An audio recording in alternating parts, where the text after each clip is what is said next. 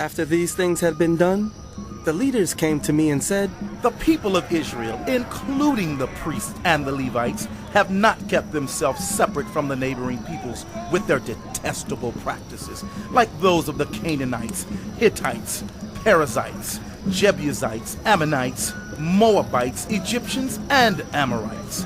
They have taken some of their daughters as wives for themselves and their sons, and have mingled the holy race with the peoples around them.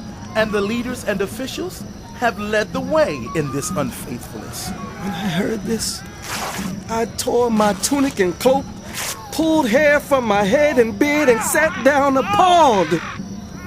Then everyone who trembled at the words of the God of Israel gathered around me because of this unfaithfulness of the exiles. And I sat there, appalled, until the evening sacrifice. Then at the evening sacrifice, I rose from my self-abasement with my tunic and cloak torn and fell on my knees with my hands spread out to the Lord my God and prayed. My God, my God, I am too ashamed and disgraced, my God, to lift up my face to you, because our sins are higher than our heads and our guilt has reached to the heavens. From the days of our ancestors until now, our guilt has been great. Because of our sins, we and our kings and our priests have been subjected to the sword and captivity, to pillage and humiliation at the hand of foreign kings, as it is today. But now, for a brief moment, the Lord our God has been gracious in leaving us a remnant and giving us a firm place in his sanctuary.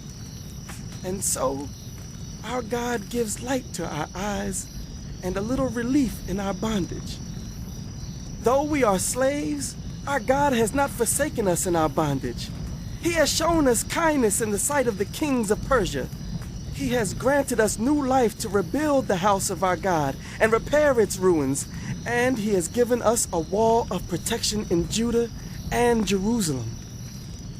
But now, our God, what can we say after this?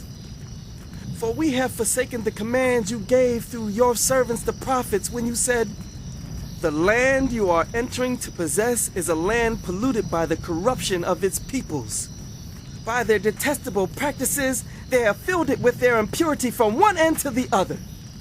Therefore, do not give your daughters in marriage to their sons, or take their daughters for your sons.